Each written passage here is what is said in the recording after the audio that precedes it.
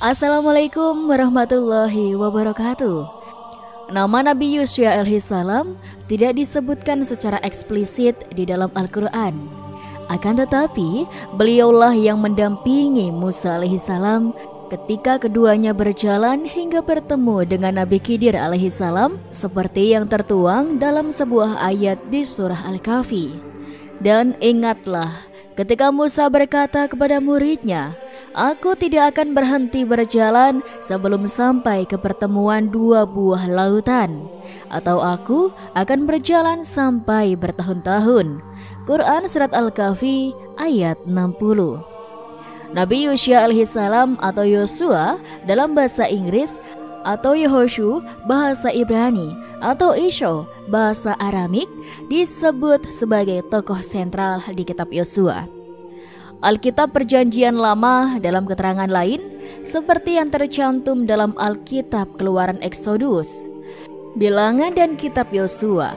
Ia disebut sebagai abdi dan murid dari Nabi Musa alaihissalam yang menjadi pemimpin Bani Israel, menggantikan Musa alaihissalam yang wafat dalam usianya yang ke-120 tahun. Musa alaihissalam, nabi yang tertunjuki hidupnya dalam bimbingan Allah Ta'ala itu, dianugerahi mukjizat besar ketika membawa kaumnya keluar dari negeri Fir'aun di Mesir dalam sebuah pelarian yang spektakuler. Kala itu dibentangkanlah jalan kering yang membelah Laut Merah dengan izinnya. Namun selepas peristiwa itu, kaum Bani Israel ternyata masih terikat dengan hawa nafsu. Keadaan yang nyaman dan kemewahan negeri Mesir yang dulu, sehingga mereka lalu menyembah patung sapi emas yang dibuat dari leburan barang-barang berharga yang sempat mereka bawa selama pelarian. Lama waktu berselang, Bani Israel kembali menentang perintah nabinya sendiri untuk berperang dan memasuki Yerusalem, tanah yang dijanjikan kepada mereka. Mereka berdalih bahwa kota itu dikelilingi oleh benteng yang sangat tebal dan kokoh, serta dijaga oleh sosok bangsa berperawakan besar. Rasa takut yang bersumber dari kecintaan akan dunia ini membuat Bani Israel enggan untuk berjihad di jalan Allah Subhanahu wa Ta'ala. Nabi Musa alaihissalam pun menyadari bahwa selama hati kaumnya masih tertawan pada kecintaan hidup di dunia, tidak akan mungkin bisa menduduki Yerusalem. Hal serupa pernah disabdakan oleh Rasulullah SAW tatkala beliau menerangkan mengapa Bani Israel tertunda memasuki Baitul Maqdis. Rasulullah pun bersabda, tidak akan ada seorang pun penyembah berhala yang bisa memasuki Baitul Maqdis atau Yerusalem. Karena keengganan mereka untuk berhijrah ini, Bani Israel terhukum dengan melewati hidup terkatung-katung di padang gurun selama 40 tahun lamanya. Tertulis di Alkitab, hukuman ini sebenarnya dimaksudkan untuk merendahkan hatimu dan menguji engkau. Ulangan 8.2. Rentang 40 tahun ini menjadi rentang masa yang cukup untuk melahirkan sebuah generasi baru Bani Israel. Menjelang akhir hayatnya, Musa alaihissalam menyadari bahwa saat-saat yang ditunggu telah tiba bagi kaumnya untuk memasuki tanah yang dijanjikan. Meskipun tanpa kehadiran dirinya, melalui bimbingan Allah Subhanahu wa Ta'ala, Nabi Musa pun mempersiapkan seorang Yusya bin Nun alaihissalam sebagai pemimpin Bani Israel menggantikan dirinya. Dengan diangkatnya Yusya bin Nun, persiapan untuk memasuki Yerusalem dengan cara menembus benteng Yeriko pun mulai dilakukan. Ia kemudian mengirim 2 orang pengintai untuk mengamati wilayah kota itu. Hampir saja kedua pengintai itu tertangkap oleh pasukan Yeriko jika tidak diselamatkan oleh seorang wanita tunasusila bernama Rahab.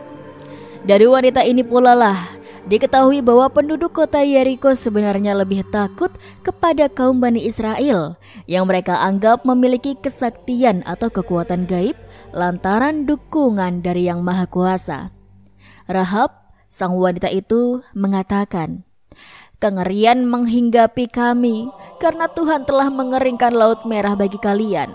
Ketika kami mendengarnya, ciutlah hati kami dan jatuhlah semangat tiap-tiap orang dari kami. Sebab Tuhan kalian adalah penguasa langit dan bumi. Kemudian saat yang lama dinantikan itu pun tiba. Nabi Yusya alaihissalam mempersiapkan kaumnya untuk berangkat menjelang takdir penaklukan Yerusalem. Rasulullah SAW pernah menjelaskan ihwal persiapan perang suci ini di dalam sebuah hadis. Salah satu dari nabi telah melakukan perang suci.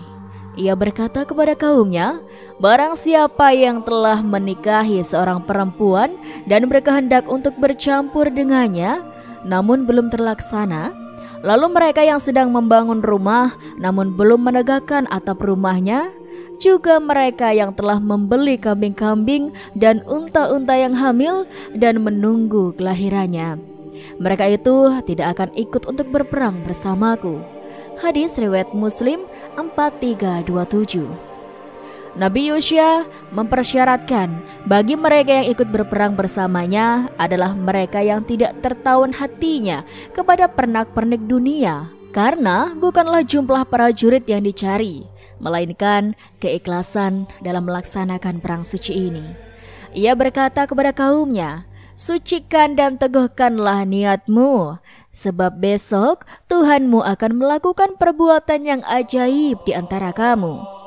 Nabi Yusya berkata kepada para imam, bawa dan usung tabut perjanjian, berjalanlah kalian di depan. Mengusung tabut adalah simbol bahwasanya perjuangan ini adalah perintahnya dan hanya dapat dilakukan dengan kekuatannya semata, bukan oleh kekuatan sendiri. Mengusung tabut adalah simbol bahwasanya peperangan ini adalah sebuah perintah dari Allah Subhanahu wa taala dan hanya dapat dilakukan dengan kekuatannya semata, bukan oleh kekuatannya sendiri. Maka dimulailah perjalanan suci yang didasari atas keyakinan dan ketakwaan ini. Para imam sembari mengangkat tabut berjalan di barisan terdepan, memimpin pergerakan kaum Bani Israel. Sementara itu, Allah Subhanahu wa taala telah mempersiapkan sebuah mukjizat yang tidak disangka-sangka.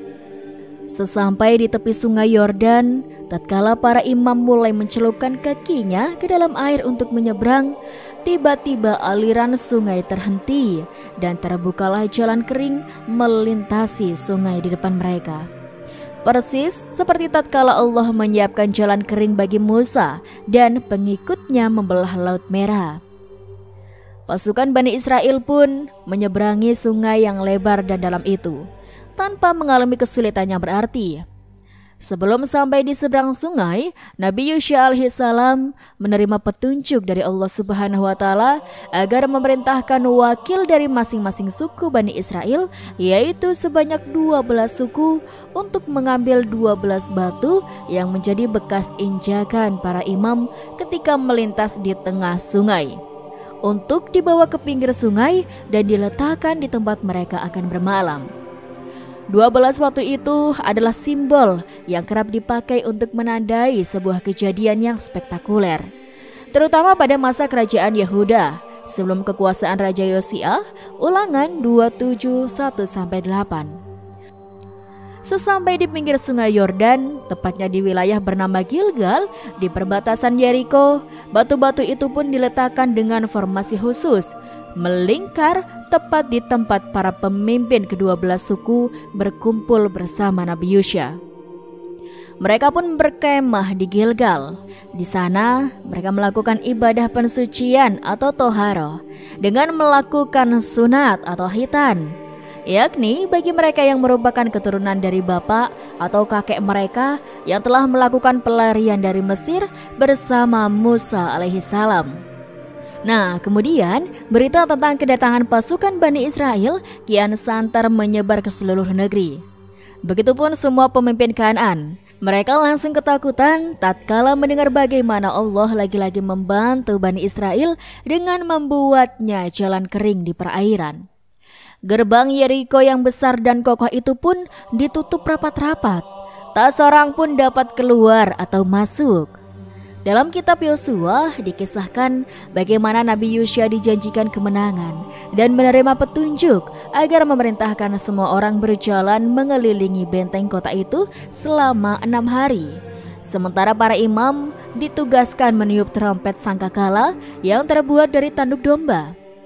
Di hari ke-7, dinding benteng raksasa itu runtuh dan prajurit Nabi Yosua merangsek masuk ke dalam kota.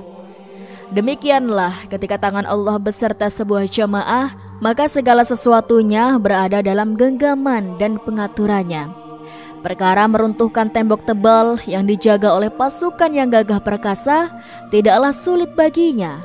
Tugas para hambanya lah untuk senantiasa tertib menjaga syariat dan aturan yang telah Allah tetapkan. Dan menurut ahli kitab atau kitab perjanjian lama, kenabian Yosua ini disepakati. Sekelompok dari mereka, yaitu kelompok Samirah, tidak mengakui kenabian seorang pun setelah Musa alaihissalam, kecuali Yosua bin Nun. Karena hal itu secara jelas disebutkan dalam Taurat. Tetapi mereka tidak mau mengakui kenabian para nabi setelahnya. Padahal mereka itu para nabi, benar dan dibenarkan pula oleh kitab-kitab yang ada pada mereka atau kelompok Samirah. Semoga melaknat mereka secara bertubi-tubi sampai hari kiamat. Sedangkan mengenai kisah yang disampaikan oleh Ibnu Jarir dalam tariknya dan beberapa ahli tafsir lainnya dari Muhammad bin Ishaq, kenabian itu diserahkan oleh Musa kepada Yosua pada akhir hayatnya, di mana Musa alaihissalam menemui Yosua dan menanyakan kepadanya berbagai perintah dan larangan yang disampaikan Allah kepadanya, Musa. Hingga akhirnya Yosua pun menjawab, "Wahai kalimullah," atau orang yang diajak berbicara langsung oleh Allah, "sesungguhnya aku tidak bertanya tentang apa yang diwahyukan Allah kepadamu, sehingga engkau sendiri yang memberitahukannya kepadaku." Pada saat itu, Musa alaihissalam tidak menyukai kehidupan dan lebih suka mati. Tetapi dalam hal ini masih perlu ditinjau kembali, karena Musa alaihissalam masih terus mendapatkan perintah, larangan, wahyu, syariat, dan firman Allah sampai dia meninggal dunia. Nah, suatu hari Nabi Yosua dan pengikutnya sepakat untuk menyerbu ke dalam, diiringi dengan suara trompet dan takbir serta semangat kebersamaan yang sangat kuat. Mereka pun berhasil menghancurkan pagar pembatas dan memasuki kota tersebut. Di sana mereka mengambil harta rampasan serta membunuh 12.000 pria dan wanita. Mereka juga berhasil mengalahkan 11 raja dan raja lain yang berkuasa di Syam. Sampai hari Jumat, peperangan belum juga usai, sobat. Matahari sudah hampir terbenam, menandakan hari Sabtu akan segera datang. Padahal menurut syariat peperangan dilarang dilakukan di hari Sabtu. Oleh sebab itu, Nabi Yosua pun berkata, "Wahai matahari, sesungguhnya engkau hanya mengikuti perintah Allah. Begitu pula aku bersujud mengikuti perintahnya. Ya Allah, tahanlah matahari itu untukku agar tidak terbenam dahulu." Doa Nabi Yosua langsung dikabulkan oleh Allah Subhanahu wa Ta'ala. Allah pun menahan matahari supaya tidak terbenam dan memerintahkan bulan untuk tidak menampakkan dirinya sampai Nabi Yosua dan para pengikutnya berhasil menaklukkan kota Jerika. Atas izin Allah, peperangan itu pun dimenangkan oleh Nabi Yosua. Sesungguhnya matahari tak pernah ditahan untuk seorang manusia pun, selain untuk Yosua di hari ketika ia hendak menaklukkan Baitul Maqdis atau Yerusalem. Rasulullah SAW, hadis riwayat Ahmad. Setelah berhasil menguasai Baitul Maqdis, Nabi Yosua memerintahkan kaumnya untuk mengumpulkan harta rampasan perang untuk dibakar. Namun api tidak mau membakarnya, lantaran ada dari kaum Bani Israel yang berkhianat dengan menyembunyikan emas. Para pengkhianat itu kemudian diperintahkan untuk mengembalikan harta yang mereka curi dan mengumpulkannya dengan harta rampasan yang lain. Setelah itu, barulah api menyala dan membakar semua harta tersebut. Di bawah kekuasaan Bani Israel, kaum Baitul Maqdis kembali beriman kepada Allah. Nabi Yosya pun memerintahkan mereka dengan kitab Taurat sampai ia meninggal dunia pada usia 127 tahun. Wallahu a'lam. Dan itulah sobat sedikit kisah kali ini, kurang lebihnya Rizky mohon maaf, dan sampai jumpa lagi di kisah-kisah selanjutnya ya sobat. Sekian dari Rizky, wassalamualaikum warahmatullahi wabarakatuh.